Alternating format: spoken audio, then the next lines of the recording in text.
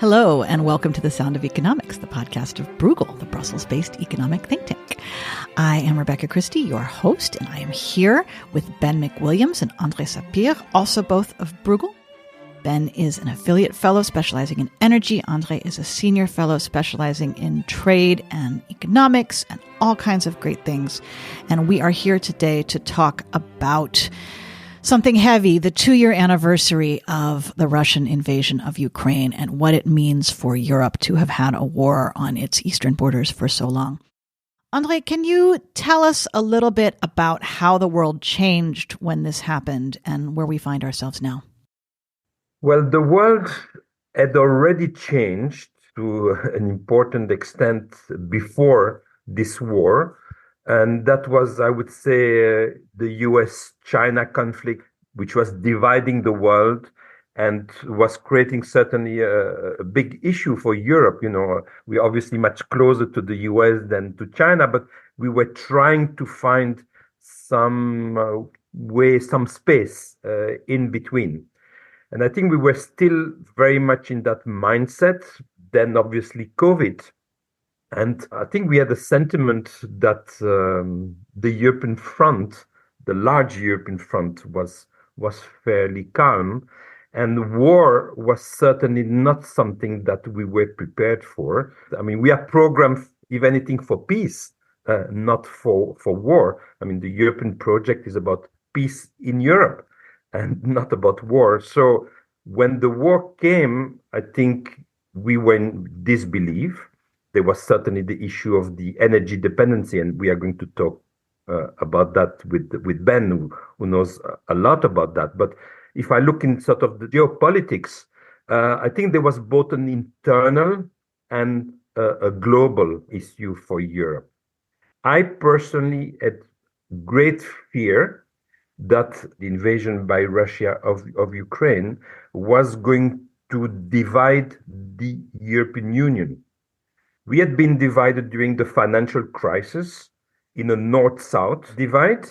And now my fear was that we would have an east-west divide. And you will remember that the Polish prime minister came out, rightly, said that, I'd been saying that to you, the countries of the rest of the European Union, especially those of Western Europe, that we are much too close to Russia in terms of our dependency for energy, and that we should be much more careful. And so my fear was that not only Poland, but other countries of Central and Eastern Europe were on the front line in this conflict, that have borders with Ukraine, or border with Russia, or border with this Eastern Front. They were going to take positions inside the European Union that were very, very different from the position of the Western European countries, that we were going to be much more shy in our response to the demands by Ukraine, that we give them candidate status, while the countries of Central and Eastern Europe would have said, yes, we need to go in that direction. So that was fear number one, this division, and I think very unpleasant division, East-West, inside the EU. And then my second fear was, which I think almost immediately, was China. Where is China going to stand about this? And that was, the issue of what is it going to do with not only our relationship towards China, but the relationship between China and the US, and the split.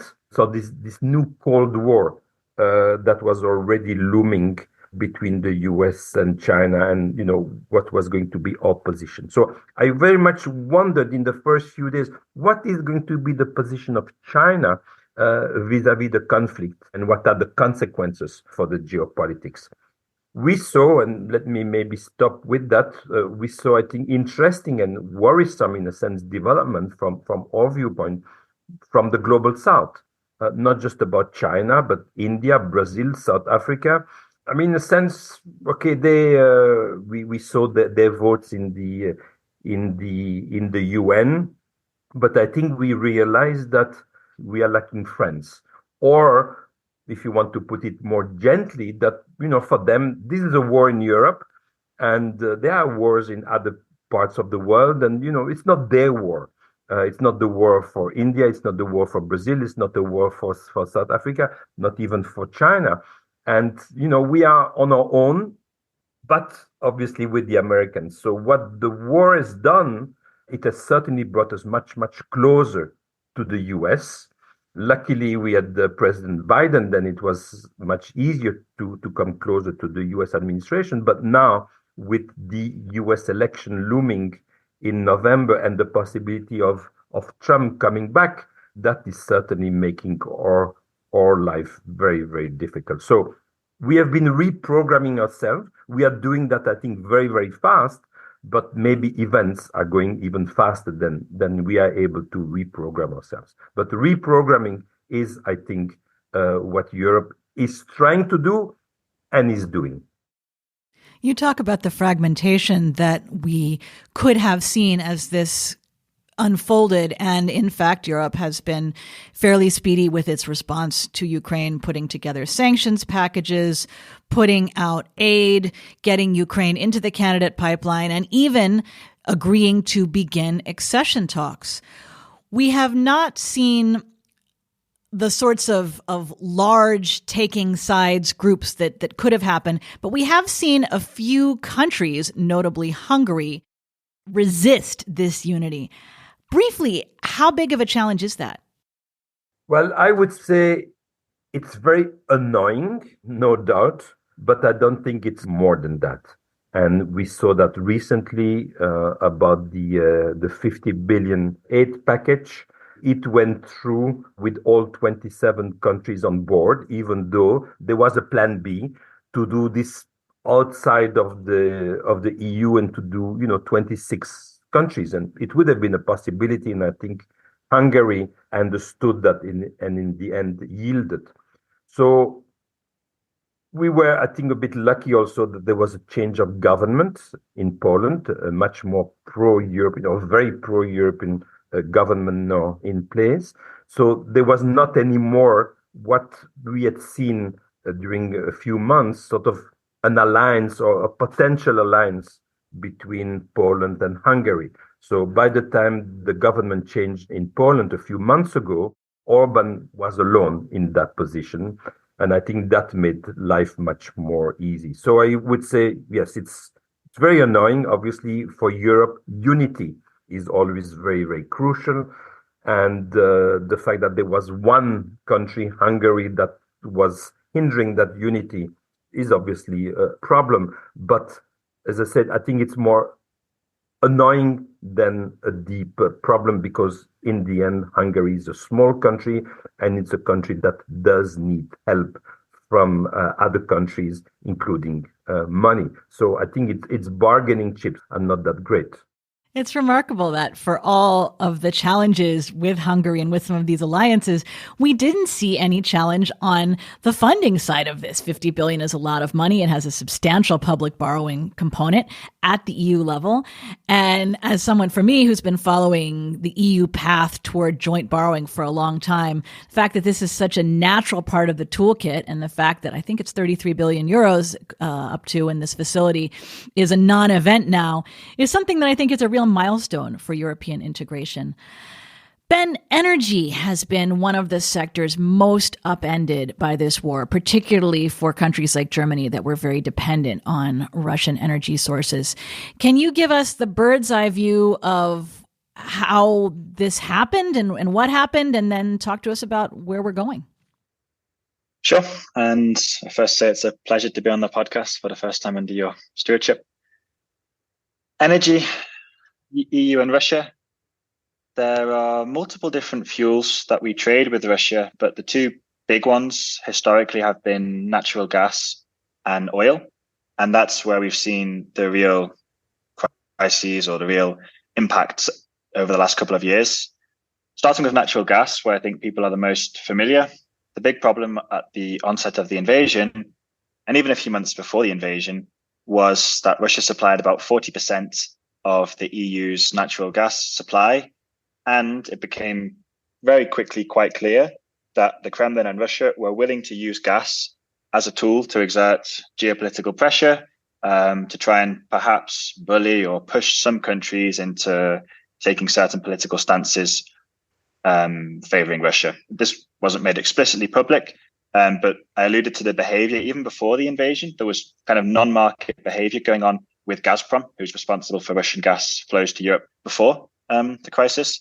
So in fact, ourselves, I think in December of 21, had a blog post already raising the alarm and saying, what's going on here? Have we got enough gas in storages, etc.? And that was driven by Gazprom. For natural gas, the EU has been pretty good. It's been able to respond and reduce significantly its dependence on Russia. The 40% number is now about 10%. So today, about 10% of our gas is supplied from Russia. It's still 10% because there's no sanctions. The EU hasn't been the one who pushed and reduced this dependence or imports of Russian natural gas. It rather came from the Russian side. And that was largely achieved by an increase in imports of liquefied gas.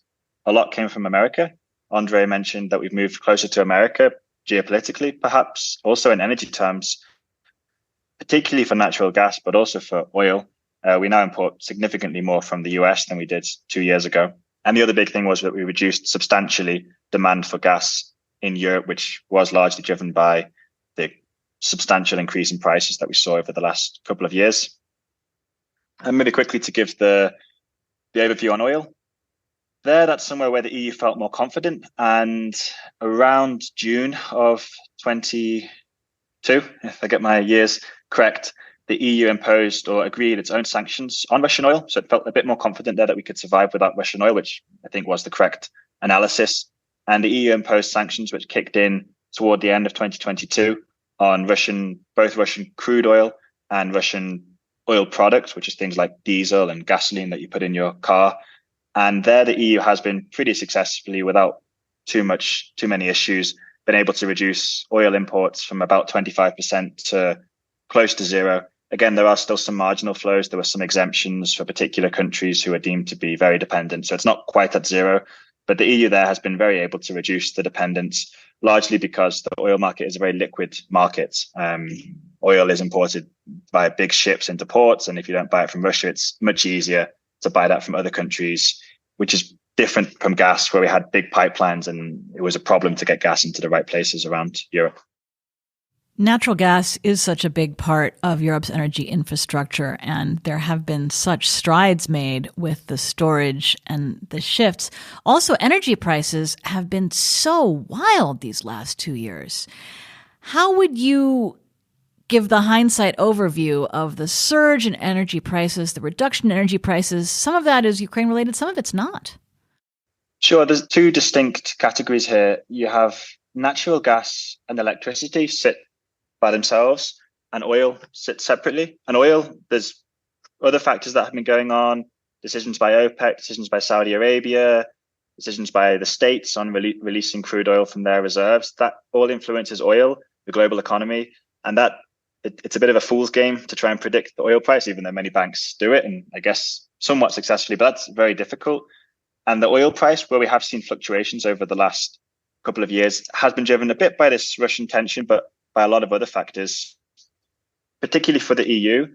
What we can point directly to Russia and the tension for is, I said, natural gas and electricity. The reason I put electricity there is we produce a large amount of our electricity today from natural gas. And hence, if the price of natural gas goes up, so does the price of electricity.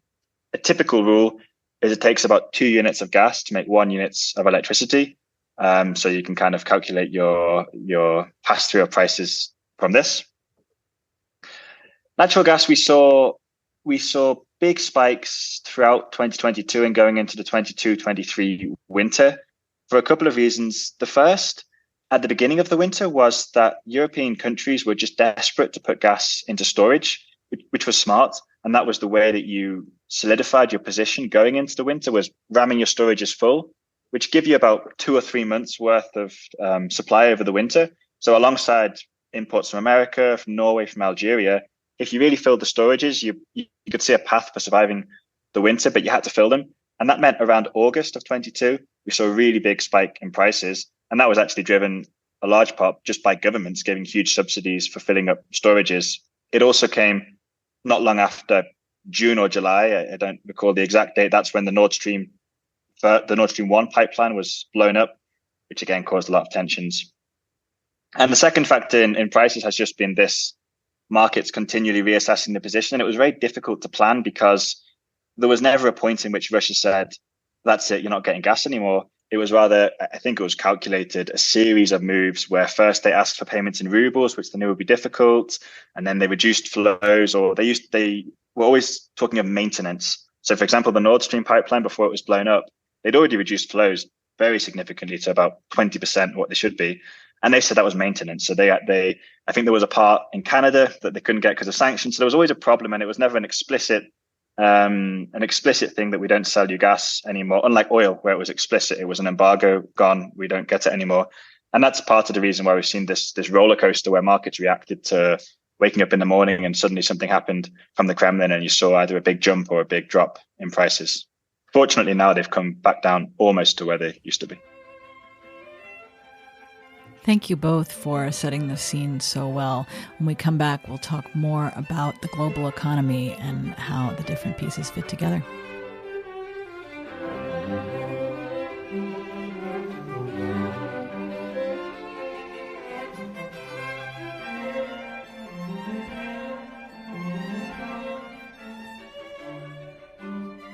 Andre, you talked in your opening remarks about China and how for them this is not the number one issue like it is for countries closer to the front.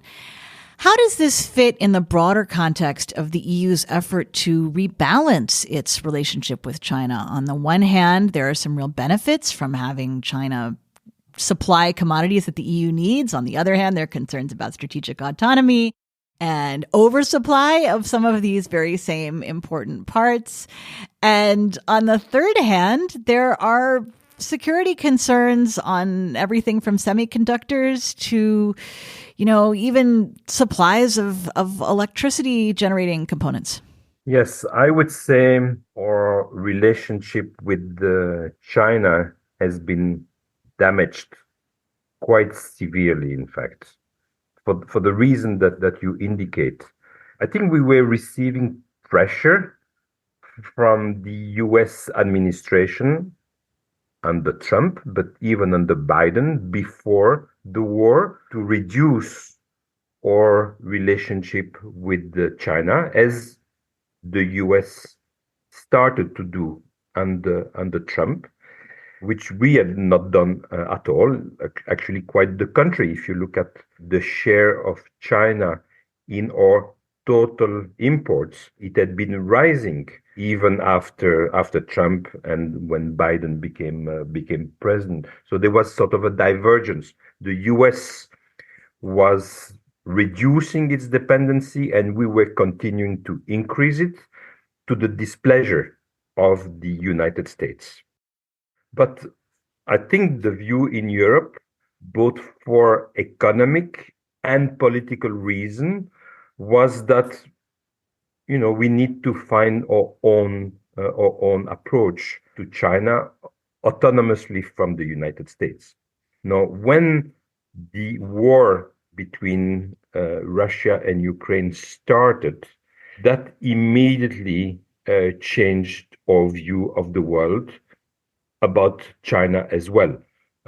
Because yes, obviously our dependency on gas from Russia, as Ben has just explained, was very, very important. And, initially there was obviously great concern in Europe about not only the price, but availability of gas.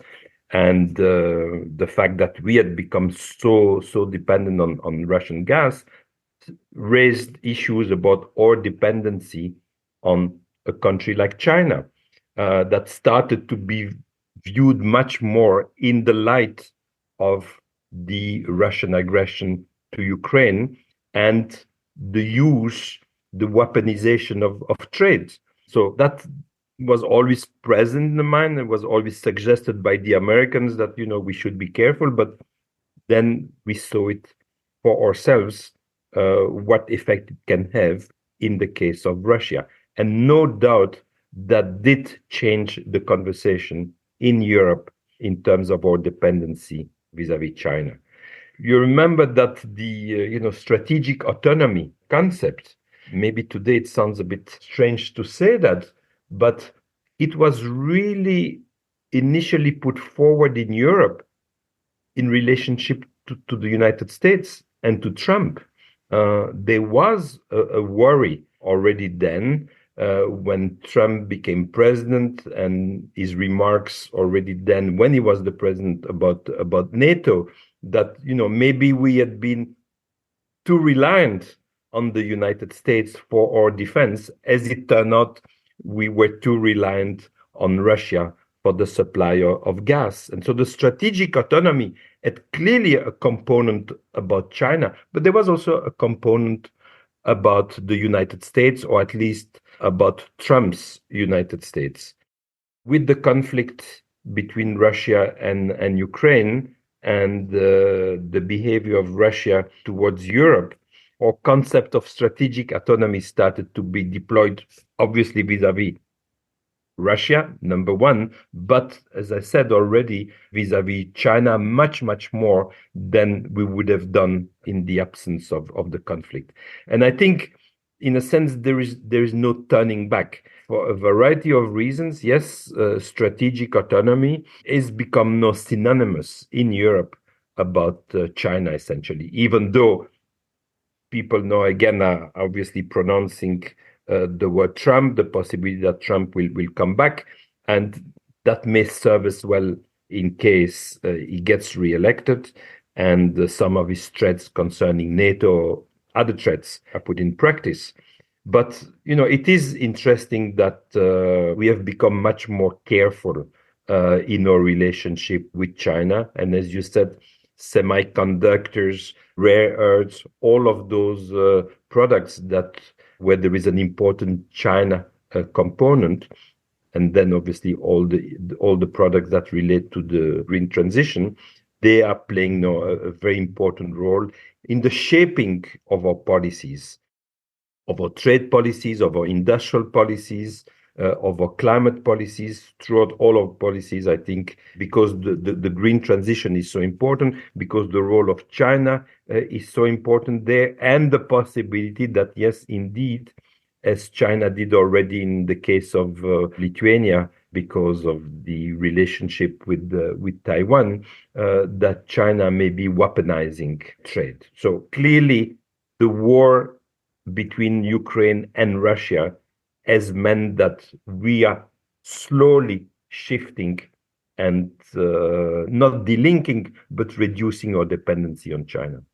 Ben, China plays such an important role in the energy conversation because it is supplying components for the green transition and for renewable energy. It's seen as a competitor in manufacturing these components, and it's seen as part of the conversation about who's still providing a market for Russian oil, who's buying Russian oil.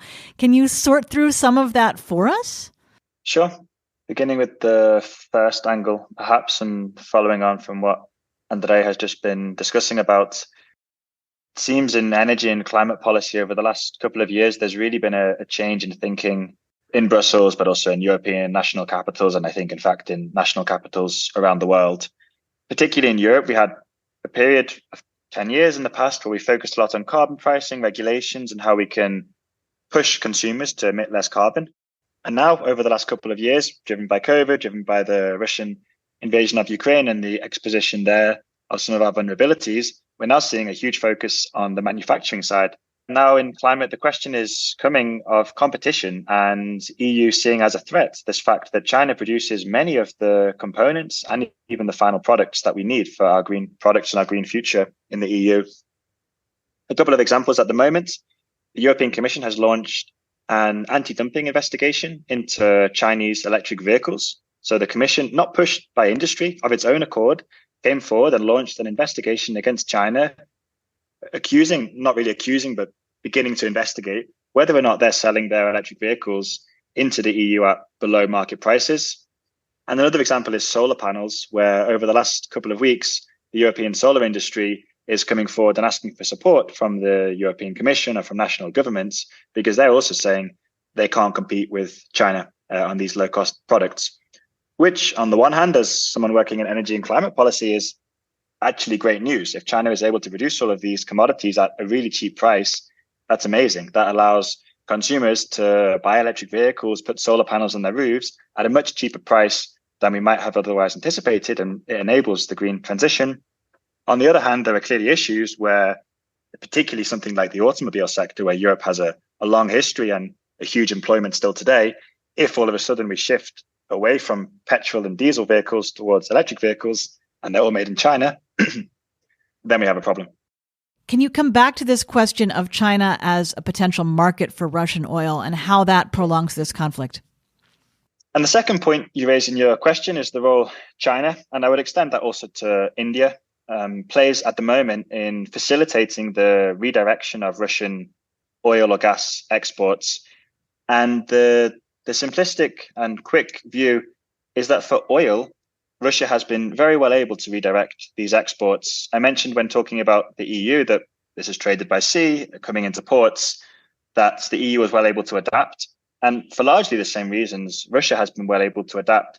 And its oil exports are almost untouched. They're essentially the same as they were before the European embargo was introduced. So for oil, Russia has been very well able to redirect this elsewhere.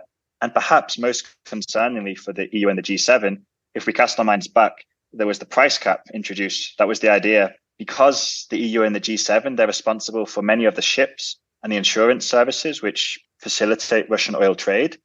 The idea was to introduce a price cap and say you're not allowed to facilitate this trade unless you do it below a price which was set at $60 a barrel. For the first half of 2023, it looked like it was working. The price was below $60.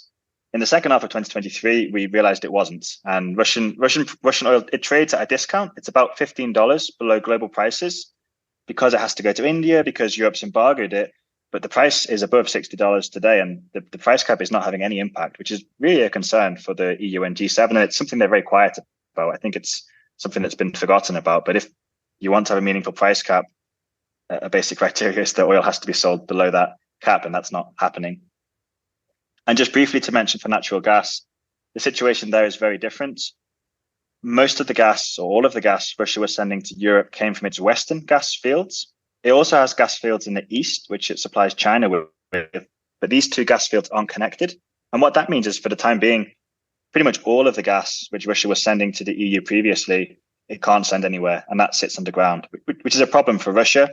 But I would close by mentioning that oil is far more relevant to the Kremlin's budget than gas. So this problem of not being able to sell gas isn't that relevant when they're still able to sell their oil to China, to India, to Turkey, and get significant revenues from this.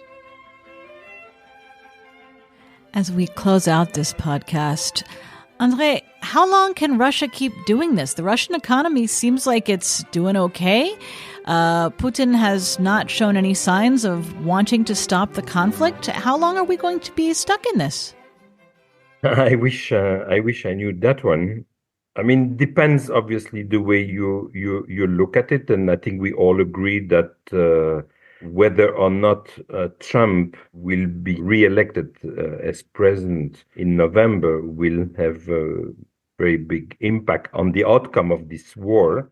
So I think there are all kinds of scenarios, obviously, and partly depending on the U.S. election. I think in Europe, we are clearly making progress in defense. I mean, we come from very, very far. And as I said before, the European project is a peace project. So we were not ready for war, not even intellectually, including myself.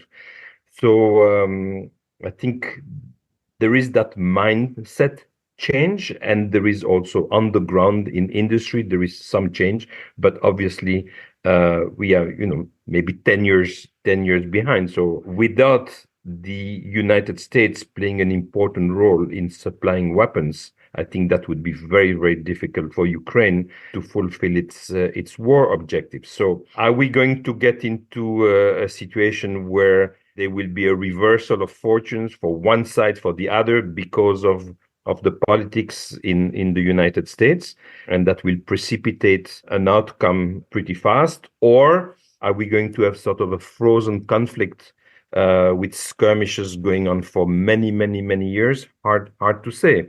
What is clear is that in the meantime, Ukraine is negotiating access to the European Union, and I think that is giving some hope to the Ukrainian population that there is life and there is some kind of hope after the war, whatever after the war means. So lots of question marks, really.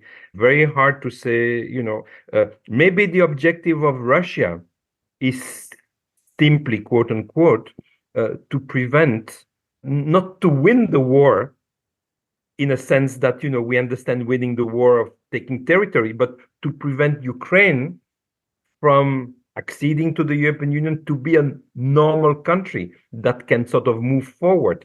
And that could be a very, very dark scenario for Ukraine and a very dark scenario for us, because there's not much we can do there in this kind of situation where, you're neither at war nor at peace. And it goes on. And I think that probably, as we see, as Putin said the other day in his interview on American television or broadcast, they are not going to lose the war. And I think it's probably true they are not going to lose. Let's make sure that they don't win. But what does it mean not losing? Does it mean that, Ukraine is losing? Does it mean that we are losing? Means that we have at our border this terrible problem? Hard to tell. The cost to Ukraine has already been so high in humanitarian terms, in terms of the refugees, the people who've lost their houses and their lives. What can the EU do to help Ukraine ride this out? We've talked a little bit about the budget for reconstruction and just for helping the country sustain itself. Is this going to be enough? Are there vast more resources needed? I've seen a figure of 60 billion, which seems like something Europe could do on its own, on top of what's already been promised. What do you think? So I think that, we are supporting Ukraine a lot. We means the European Union and the member states, right? We are supporting Ukraine a lot in financial terms, much more than the United States. On the other hand, it's the opposite when it comes to weapons. There, the US support is crucial, and ours, because of the shape of our military industry, is much, much less. So if you are talking about, support for livelihood in Ukraine and preparation and sort of, keeping alive the possibility that one day they will enter into the European Union, I think we are able to do that. Different is on the ground, the military side. There, I must admit, I'm much, much less optimistic on those grounds, simply because of the reality that we do not have that kind of industry. And even though we are taking commitments to rebuild armies, military industry, defense industry, that will take time. And, 10 years is much, much too long for that. So there, the US is absolutely crucial. So if the US and us are together in helping Ukraine, then I don't know whether the word rosy is warranted, but at least, I won't have such dark thoughts. If one side is missing, and that is the US, on the military side, then yes, we can continue to provide assistance, economic assistance, and a bit of military assistance, but that, I think, will not be sufficient. Ben, what's the energy outlook? Have we reached a new equilibrium, or is there still a lot of uncertainty? We're shifting toward a new equilibrium. The prices for gas are still about twice, just under twice perhaps, what they used to be before the invasion, which, as this feeds through to households, will become less noticeable perhaps. But for industries particularly, it's the big problem today in Europe, and heavy industries, people producing steel and ammonia, cement, who are struggling with high prices, and also for the wave of investment that we discussed in the last section that Europe would like to attract. Things like producing solar panels, producing batteries. Some of the early stages are very energy intensive. And again, you're just feeding in lots of electricity into a factory to produce something. So if your energy costs are even marginally above Chinese above American costs, then you have a problem. So for Europe, there's definitely one element where we still have prices above where they were, and that's causing still difficulties for energy intensive industries. And I mean, the other big confusing factor is it's not really possible to reach an equilibrium, because gas and oil are two fuels we've talked about so far today. We've talked about this from security of supply and Russia position. They're also the two fuels which the EU is passing legislation after legislation to try and reduce the consumption of and to try and move away from. So the equilibrium is one of decreasing over time. And that's something, again, that's quite confusing for the natural gas industry, for example, thinking about long-term contracts. And now that all these long-term contracts we had with Russia that were going to expire in 2030, 2035, in line with broader energy and climate thinking, all of a sudden, one of the big questions in the last year has been, should we now go and sign long-term contracts with America for liquefied natural gas? And also in America, there's been lots of conversations about how much new projects they should permit, which is the White House recently announced a pause on these.